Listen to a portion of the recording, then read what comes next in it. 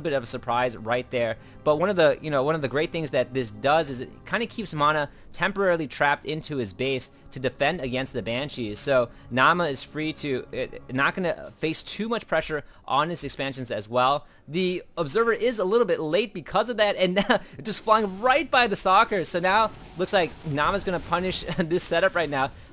These Stalkers are going to have to find a way. They can't even blink down. They were just warped in because of the pylon right there. And so no mining going on at the main.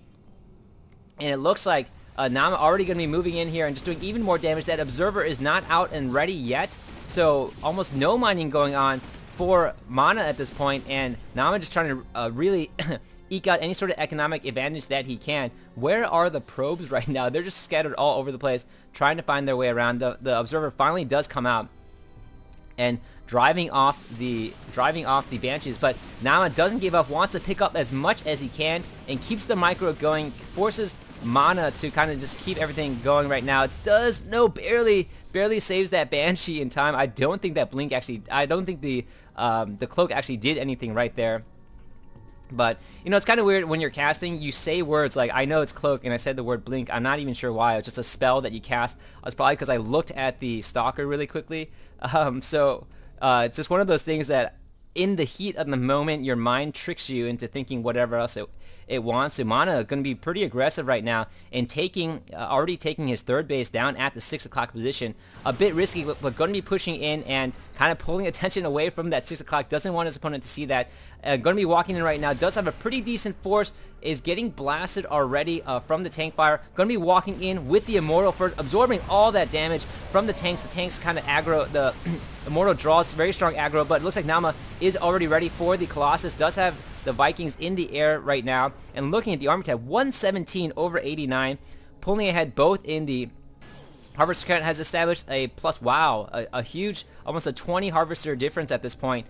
Because of the harassment of the Banshees, and it looks like the Banshees are back in here trying to do more harassment as that army is there. A great job from Naama to keep that pressure going and really strike it down. So doesn't give up with the Banshees, and it really only has made 2 of them, so a very strong investment for him. Wasn't able to catch how many kills that Banshee had, but it looks like a very significant number. And even with the 3 bases of Mana at the moment, Naama just pulling ahead significantly in his Harvester cannon, and also forcing Mana to temporarily split up his army while he's trying to defend against that at his base, so not allowing him to push in while he was a bit ahead, but at this point is behind in the army count. And now Mana is just going to be firmly establishing himself right here, going to be taking the gold expansion for himself as well. So this third base, while it was ahead, unfortunately for Mana, the pressure at his base and the Banshees did a little bit too much damage to his economy, and right now is in recovery mode.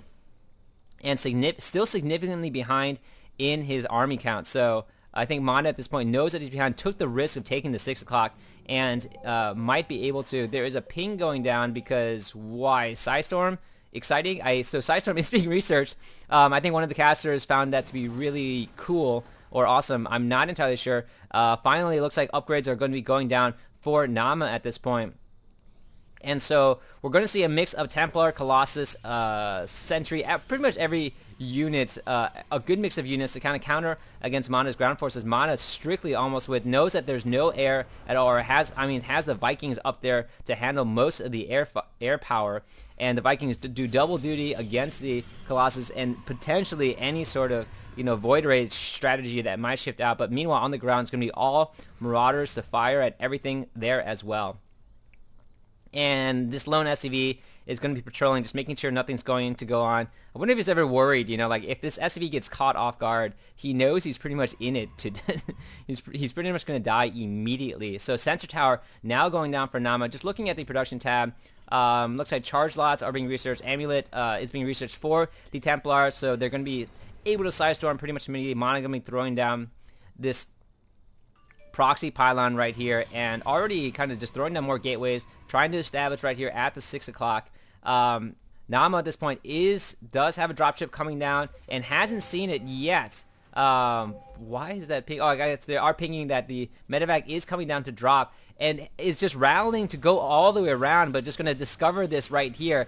And once he sees this, he's probably going to drop right here instead of going around. There he goes, changing things up a little bit, and this 6 o'clock is just going to get punished for being here at this point. Mana's not even dual drop going down, and it's taking out the Templar Archives before the amulet is researched, so the amulet won't be able to be researched, and no more summoning of High Templars. So Mana at this point has to split up its forces to deal with both of these, and it's just going to get both sides. A key building being taken down, the Templar Council, the Council being taken out as well. It's like the 6 o'clock is actually sniped out at this point, and Mana's forces are just spread out all over the map right now. Looks like there is still a lone medevac hanging out here right now, as well as multiple medevacs from Naama just joining up. Mana, unfortunately, kind of split his army up to handle each of those. Did a really good job at dividing his army to handle each of the threats right now, but lost some really key structures down right there, and it looks like there's going to be yet another drop from Naama. Mana is going to be caught a little bit off position right now, and unfortunately it looks like he's not going to be going in to attack it. It looks like he's just going to be trying to pushing in and trying to do a kind of a, I don't know if this is really worth it or calling it a base trade, but several key structures for Naama is going down, and Mana is just going to push in right here. Multiple Sidestorms going down on the Vikings and the Marauders. Marauders have to massively retreat.